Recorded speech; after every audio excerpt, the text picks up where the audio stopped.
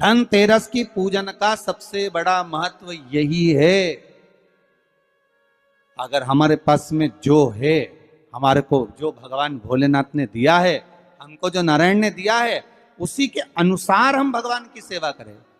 धनतेरस ये नहीं कहती कि आपके पास में कुछ नहीं है तो आप कर्जा कर कर चांदी के बर्तन खरीद के लाओ। धनतेरस ये नहीं कहती कि आपके पास में कुछ नहीं है तो कर्जा कर कर आप सोने की अंगूठी बनवा कर लाओ। धनतेरस ये नहीं कहती कि आपके पास में कुछ नहीं है तो कुछ घर का ही सामान बेचकर हम दूसरी सामग्री लेकर जाए। नहीं नहीं नहीं, धनतेरस कभी नहीं कहती। माता लक्ष्मी की कथा, धनवंतरी की कथा नहीं कहती कि आप कर्जा लेकर अपने घर में फ्रिज लाएं, वॉशिंग मशीन लाएं, या सामान लाएं, या कपड़े लाएं, या वस्त्र लाएं, या आभूषण लाएं। कई लोगों ने धनतेरस के महत्व को बिगाड़ दिया कि हमको धनतेरस के दिन सामान लेकर आना है, चांदी का बर्तन लेकर आना है, ये सामान लेकर आना है, वो सामान लेकर आना।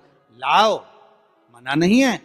धनतेरस का दिन ही है, धनवंतरी का दिवस ही है। क्योंकि धनवंतरी देव जब मंथन के समय पर प्रकट हुए थे महाराज, शरद पूर्णिमा के दिन जब मंथन हुआ था तो उसमें चंद्र प्रकट हुए थे। मंथन का क्रम प्रारंभ हुआ, कार्तिक की द्वादशी के दिन जो मंथन हुआ उसमें कामधेनु गाय प्रकट हुई, और मंथन प्रकट हुआ। त्रयोदशी आई, धनवंतरी देव प्रकट हो गए, जिनके एक हाथ में शंख है, दूसरे हाथ में चक्र है, तीसरे हाथ में सुंदर औषधि है, और चौथे हाथ में सुंदर अमृत का कलश है। स्वयं धनवंतरी देव प्रकट होते। और ये धनवंतरी है कौन? भगवान विष्णु का ही एक अंश।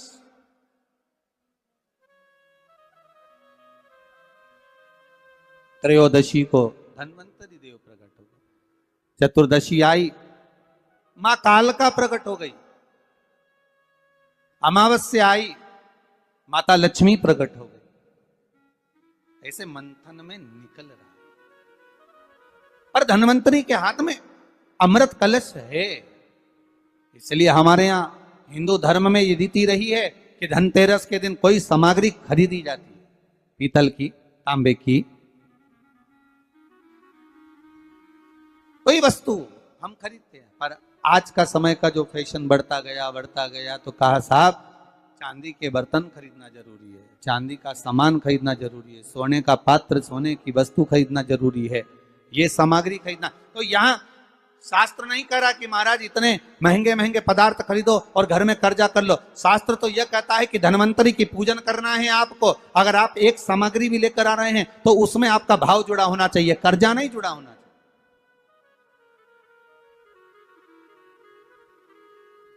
मेरा निवेदन रहेगा घर के बच्चों से भी, घर की माताओं से भी, घर की बहुओं से भी, घर की बेटियों से भी, आपके पिता, आपके घर के बुजुर्ग, आपके घर के बड़े, जिनकी जितनी सामर्थ्यता है और सामर्थ्यता के अनुसार अगर वो आपके यहां पर एक तांबे की एक प्लेट भी लाकर दे रहे हैं, तांबे का एक पात्र भी लाकर दे रहे हैं, एक छोटा सा वस्तु भी लाकर दे रहे हैं, तो आप समझना कि धनवंतरी देवता की कृपा हुई है और हमारे घर में आज ये वस्तु प्राप्त हुई, हमारे घर में आज ये वस्तु आई है।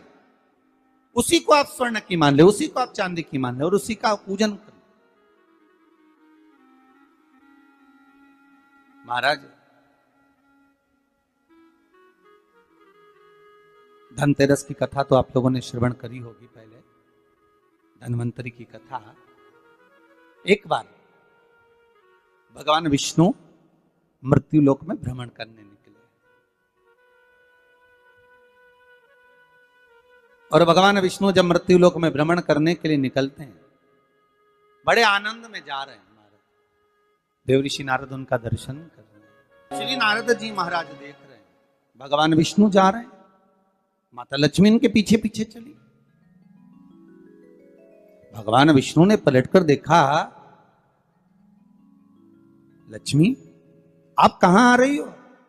लक्ष्मी जी बोली, प्रभु मेरे को आपके साथ चलना। भगवान बोले, लक्ष्मी आप हमारे पीछे, हम दक्षिण की ओर जा रहे हैं और आप हमारे पीछे पीछे आ रही हो, इस दक्षिण की ओर आपको नहीं आना चाहिए, आप रुको। लक्ष्मी जी मानी नहीं। भगवान विष्णु लक्ष्मी जी से तुरंत, लक्ष्मी कहां जा रही हो? आपको मालूम है ये दक्षिण दिशा है जहां मैं जा रहा हूं। सुनो, आप यहां प्रवेश ना करिए।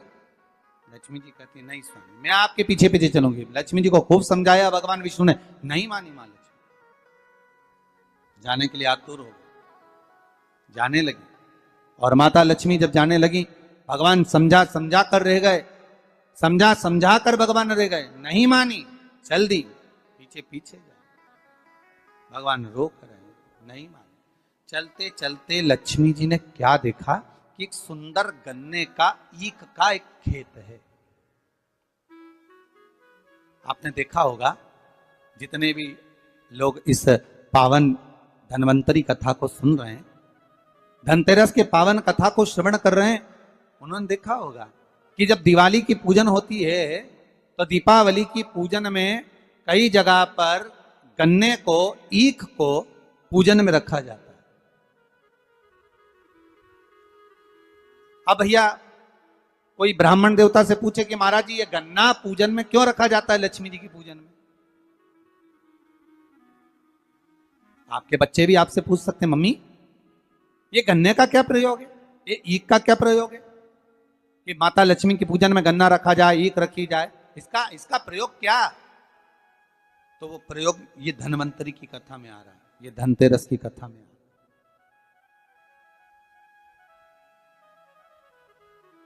महाराज, हिंदू धर्म के अंतर्गत भगवान की पूजन में जो जो सामग्री चढ़ती है उसका कहीं ना कहीं कुछ ना कुछ प्रमाण जरूर रहता है, जरूर। अगर भगवान पर कोई वस्तु चढ़ी है, हमारे भोलेनाथ जी पर अगर धतूरा चढ़ा है, बेलपत्र चढ़ा है, समीपत्र चढ़ा है, हमारे भोलेनाथ जी पर अगर श्वेत पुष्प चढ़ा है, श्री गणेश जी महाराज को कहीं दुर्वा चढ़ी है, मां जगत जननी जगदम्बा को लाल पुष्प समर्पित किए गए हैं, उसका प्रमाण कहीं ना कहीं हमारे शास्त्रों में मिलता ही है। उसका प्रमाण हमारे शास्त्रों में मिलेगा। गन्ने का, ईख का प्रमाण यहां आता है धन्वंतरी की कथा में कि माता लक्ष्मी गन्ने के खेत को देखकर, माता लक्ष्मी ईख के खेत को देखकर रुक गई और ईख के खेत को देखकर रुकी और भगवान विष्णु आगे बढ़ गए। गन्ने के खेत को जब माता लक्ष्मी ने देखा, उसमें से एक गन्ने का टुकड़ा, एक ईख का टुकड़ा माता लक्ष्मी ने तोड़ लिया।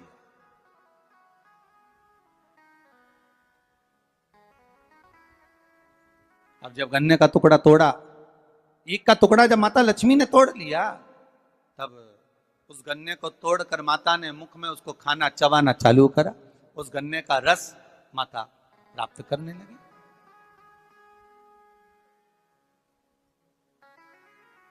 उस गन्ने के रस को, उस शुगर को, गन्ने के उस रस को, ईख के उस रस को माता लक्ष्मी आराम से प्राप्त कर रही हैं और भगवान आगे निकल गए। लक्ष्मी जी रुक गई।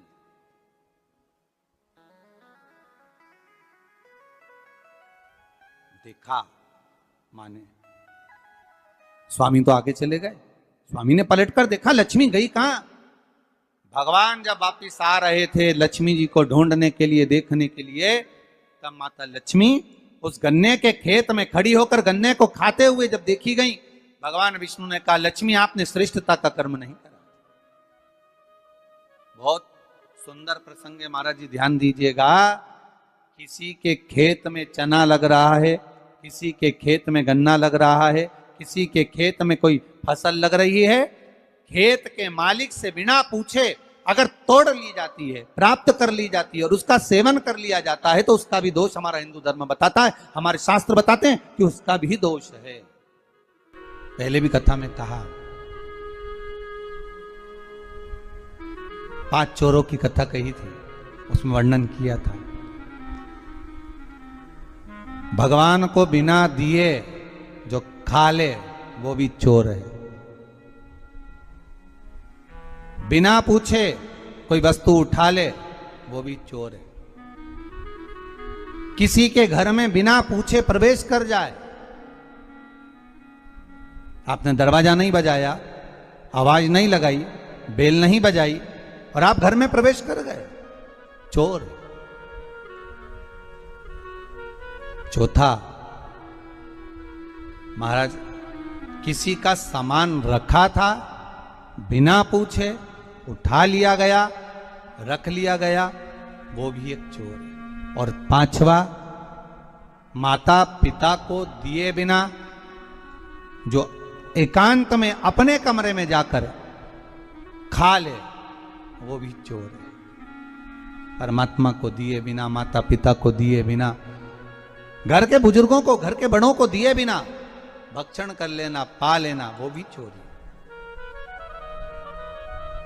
उन 5 चोर में एक चोर का प्रमाण यहां पर आ जाता है महाराज जी कि किसी के खेत में, किसी के भवन में, किसी के घर में अगर आप प्रवेश कर रहे हो, किसी की कोई वस्तु रखी हुई है, उसको पहले आज्ञा लीजिए, पूछिए क्या हम ये ग्रहण कर सकते हैं, क्या हम ये ले सकते हैं। किसी के घर में प्रवेश कर रहे हो तो पहले आवाज लगाइए, दरवाजा बजाइए, बेल बजाइए, क्या मैं अंदर आ सकता हूं, क्या मैं प्रवेश कर सकता हूं। प्रवेश कर। महाराज जब प्रवेश हुआ, लक्ष्मी जी ने गन्ने को तोड़ा, लक्ष्मी जी ने गन्ने को तोड़ा, खाया ईख को, देखा भगवान नारायण को बड़ा क्रोध आया। नारायण बोले, ए लक्ष्मी तुम क्या कर रही हो? तुमने क्या खेत के मालिक से, किसान से पूछा? उस किसान से आज्ञा लिया आपने कि मुझे गन्ने खाना है, मुझे ईख खाना है, मुझे इसका रस प्राप्त करना है? आपने आज्ञा ली है? आपने पूछा है? माता लक्ष्मी जी हंसकर मुस्कुराकर बोलती है, पूरा ब्रह्मांड, पूरी पृथ्वी, संपूर्ण विश्व हमारा ही तो है। ये संपूर्ण ब्रह्मांड, संपूर्ण विश्व हमारा ही तो है। हम पूछें और हम आज्ञा लें तब प्रवेश करें, ये नहीं हो सकता। भगवान को क्रोध आ गया। भगवान ने कह दिया, लक्ष्मी तुमने इस किसान के घर में उसके बिना पूछे गन्ने को तोड़कर, ईख को तोड़कर तुमने उसका रस लिया है। 12 वर्ष तक तुम्हें किसान के घर में रहकर किसान की सेवा करना पड़े। 12 वर्ष तक आप उस घर में प्रवेश कर रहिए और उनके यहां सेवा करिए। करो सेवा। मुझसे गलती हो गई, आप अपने चरणों से मुझे दूर ना करें। भगवान कहते हैं, सुनो लक्ष्मी, तुम्हें 12 वर्ष तक उस किसान के घर में, उस किसान के खेत में रहना ही पड़ेगा, रहना ही पड़ेगा। आपको किसान के खेत में जाना, ठीक है। लक्ष्मी जी रह रही हैं, किसान के यहाँ सेवा कर रही हैं। ऐसी रही लक्ष्मी मैया कि किसान के घर में धन, वैभव, सत्ता, प्रतिष्ठा सब मिल गई, सब कुछ आ गया किसान के घर में, सब कुछ। अब एक दिन 12 वर्ष जब पूर्ण हो गए, भगवान लक्ष्मी जी को ढूंढने के लिए निकले। लक्ष्मी जी से कहा, चलो आ जाओ। अब तो किसान को लगा कि मेरे घर में ये बूढ़ी माँ जब से रह रही है, तब से हमारे घर में वैभव ही वैभव, अब इसको कौन जाने देगा।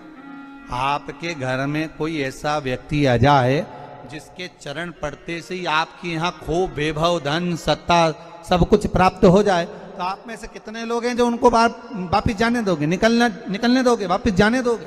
कोई नहीं जाने।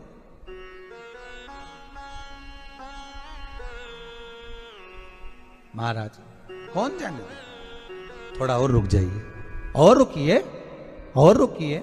माता जाने का कहती हैं, किसान रोक लेता है। एक दिन भगवान विष्णु ही आ गए उस किसान के घर पर, और भगवान नारायण किसान के घर पर पहुंचे और पहुंचकर कहा, अब हमको, ये लक्ष्मी है, हमें जाना है, आप हमको जाने दीजिए। किसान को कहा, किसान पहचान नहीं पा रहा, भगवान बुजुर्ग का रूप रख कर आए। जैसे लक्ष्मी एक बूढ़ी का रूप रखकर सेवा कर रही है, उसी तरह किसान भी बूढ़े का रूप रखकर सेवा कर रहा है। महाराज भगवान ने किसान को कहा कि तुम गंगा नहा कर आओ, तब हम जाएंगे। गंगा नहाते समय किसान के हाथ में कौड़ी दे दी। 4 कौड़ी लेकर किसान गंगा नहाने गया। जैसे ही गंगा जी में कौड़ी डालने को कहा, गंगा मैया प्रकट हो गई। किसान पूछता है, आप कौन? गंगा जी कहती है, मैं विष्णुपदी गंगा हूं, आप क्यों प्रकटी हो? गंगा जी ने कहा, आपको मालूम है ये कौड़ी किसने दी है? नहीं, तुम्हारे घर में जो है वो नारायण है। नारायण ने दिया। अब दौड़ कर गया और नारायण के चरणों को पकड़कर कहा, नाथ आप क्यों आए हो ये तो बताओ। भगवान ने कहा, आपको मालूम नहीं, मैं लक्ष्मी को लेने आया हूं, पर लक्ष्मी को तो मैं अपने यहां रखना चाहता हूं नाथ, मैं इसको छोड़ नहीं सकता।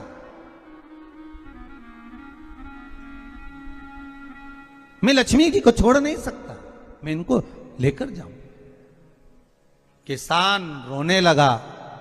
तब भगवान नारायण ने धनतेरस की पूजन का महत्व समझाया।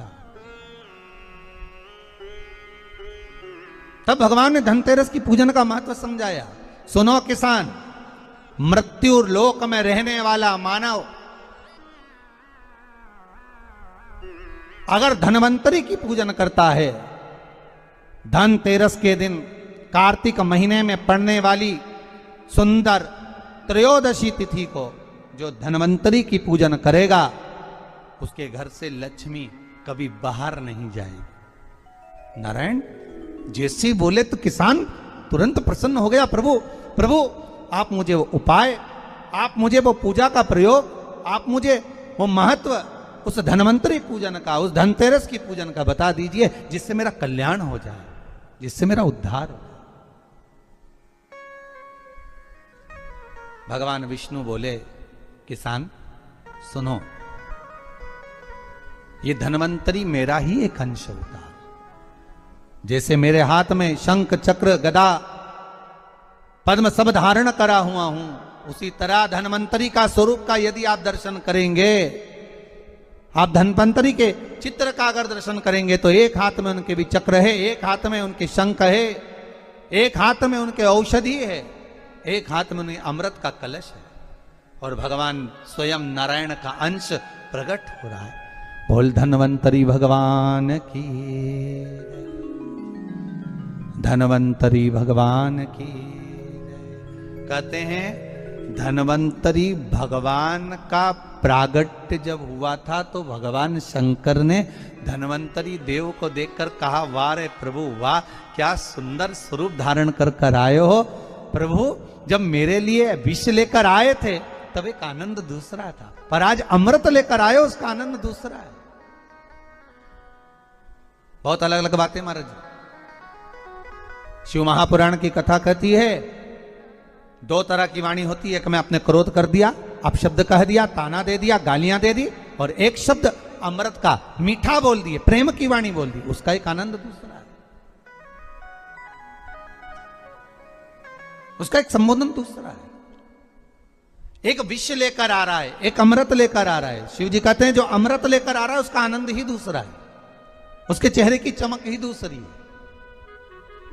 भगवान विष्णु कहते हैं, सुनो किसान, मैं आपको धनवंतरी पूजन का विधान बताता हूं। भगवान कहते हैं, किसान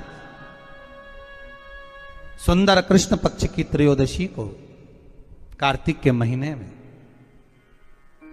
धनवंतरी देव का पूजन, धनतेरस का पूजन माना जाता है। सुनो किसान, एक सुंदर भूमि पर देसी गाय का गोबर से लीपन कर कर, अगर गाय का गोबर ना मिले, सुंदर जल से लीपन कर कर, वहां एक सुंदर चौक को पूर कर, आप सभी को ज्ञात होगा कि चौक पूरने में रंगोली का प्रयोग नहीं होता। आप लोगों को मालूम होगा चौक पूरने में आटा और हल्दी का प्रयोग होता है। काय का प्रयोग होता है? आटे और हल्दी का प्रयोग। आटे हल्दी का प्रयोग क्यों होता है?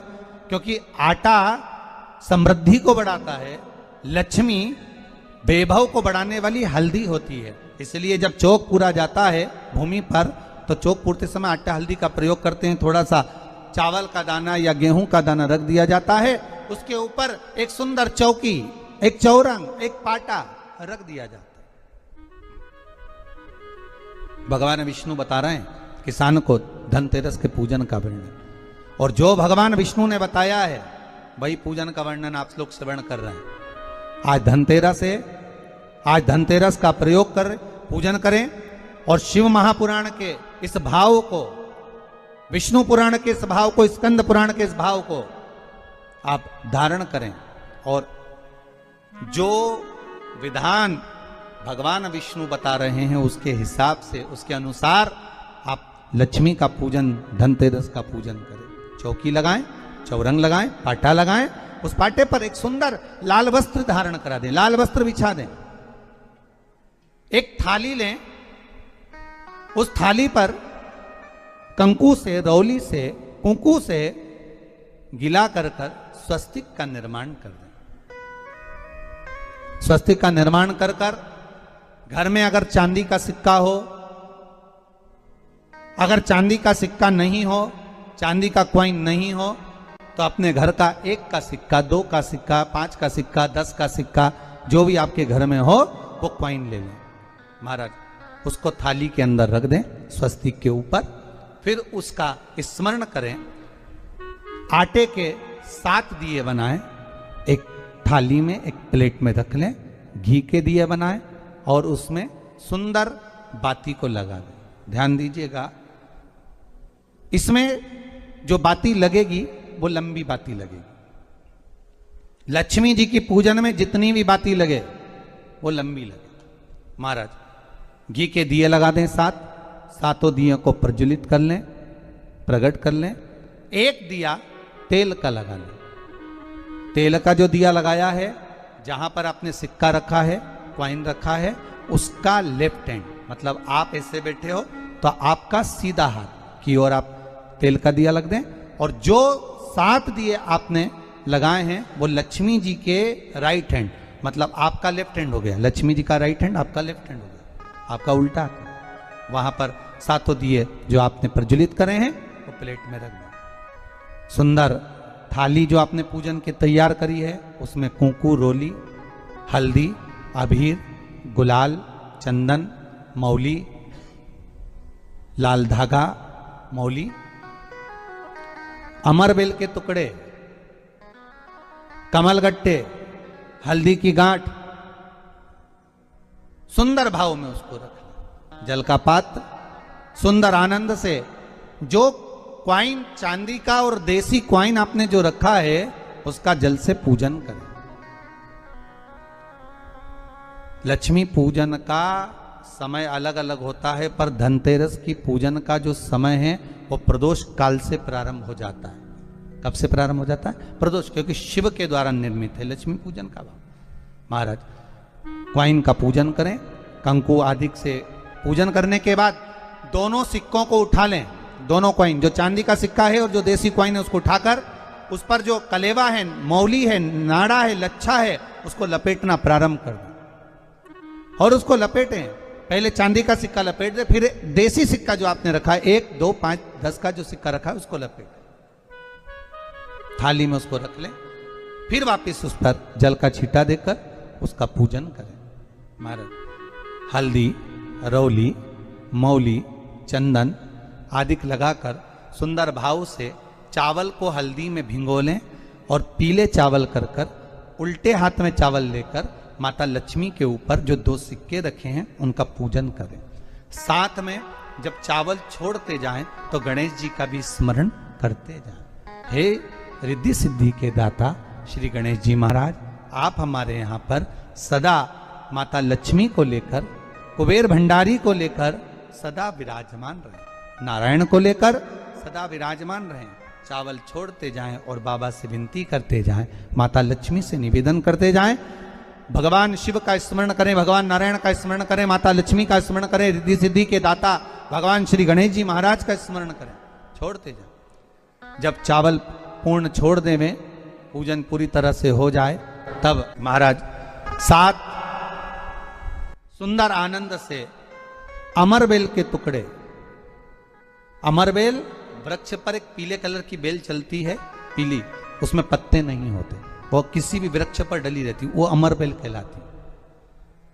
ये अमरबेल लक्ष्मी पूजन में, समृद्धि के लिए, मकान के मुहूर्त के समय पर, गृह प्रवेश के समय पर बहुत कार्य आती है।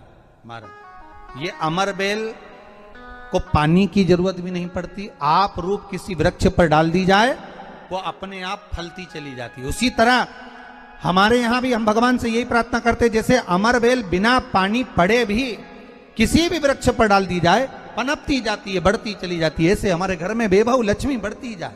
अमरबेल के 7 टुकड़े, कमलगट्टे 7, हल्दी की गठान 7 माता लक्ष्मी को समर्पित कर दें। दोनों हाथों में हल्दी पिसी हुई लीजिए और माता लक्ष्मी के ऊपर उसे चढ़ाना प्रारंभ कर दीजिए।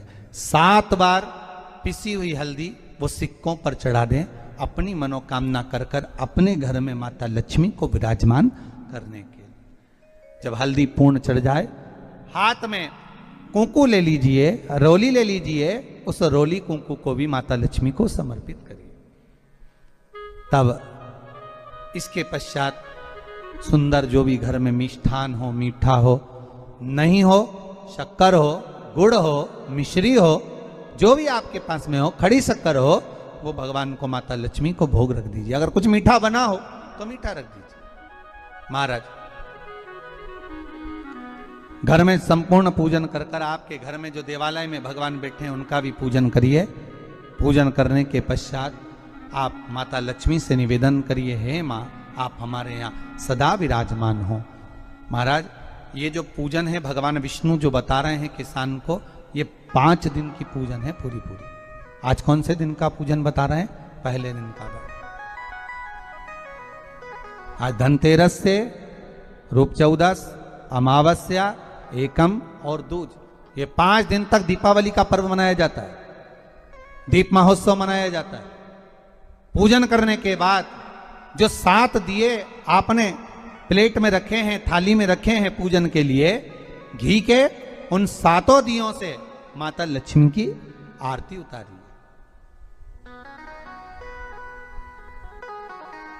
उन 7 दियों से माता लक्ष्मी का पूजन करिए। माता लक्ष्मी से विनती करिए, मां हम आपके पुत्र हैं, मां आप हमारे घर का रास्ता भूल गई हो, मां बहुत कष्ट है, बहुत दुखी है मां।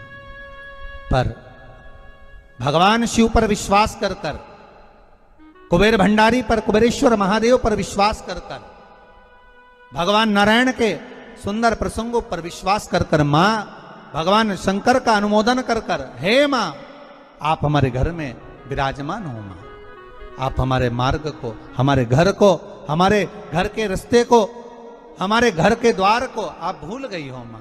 हे बेबहू लक्ष्मी, हे धन लक्ष्मी, हे संतान लक्ष्मी, हे मां लक्ष्मी, हे धान्य लक्ष्मी आप हमारे घर में विराजमान।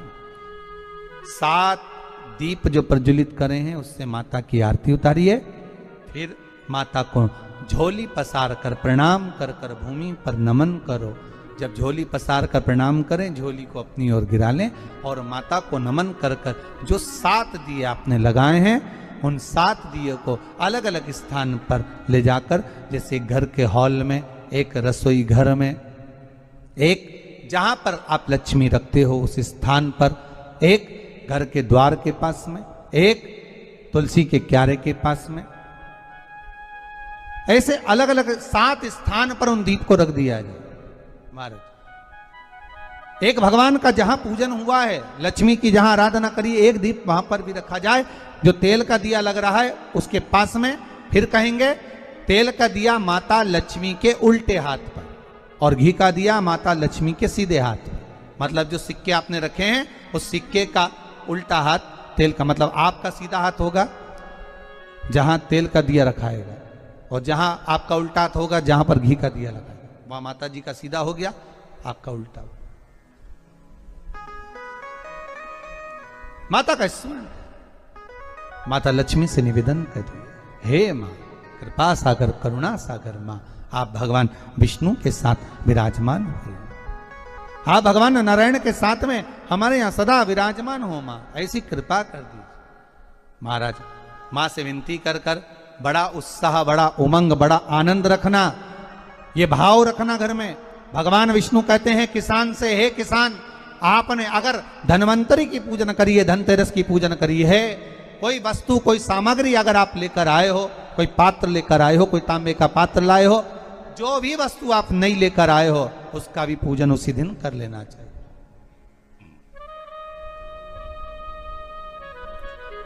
उसका भी पूजन कर लेना चाहिए। बड़ा भाव रखकर भगवान विष्णु ने किसान को बताया। बड़ा किसान सुनकर बड़ा प्रसन्न हुआ। नारायण प्रभु, क्या मां फिर मेरे घर में रहेगी? भगवान कहते हैं, सुनो किसान, ये लक्ष्मी, अगर आप धनवंतरी का पूजन करते हो, धनतेरस का पूजन सुंदर कार्तिक के महीने की कृष्ण पक्ष की त्रयोदशी को अगर आप कर रहे हो, तो ये लक्ष्मी भले मेरे साथ बैकुंठ में जाकर रहे, पर लक्ष्मी का एक अंश तुम्हारे घर से कभी नहीं जाएगा, वो सदा विराजमान रहेगा। ऐसी है मां धन्वंतरी की पूजा। इसी तरह बताए गए शिव महापुराण कथा के अंतर्गत उपायों के जानने के लिए चैनल को सब्सक्राइब जरूर करें। महादेव आपकी सारी मनोकामना पूरी करें। इसी के साथ श्री शिवाय नमस्तुभ्यम। हर हर महादेव, घर घर महादेव।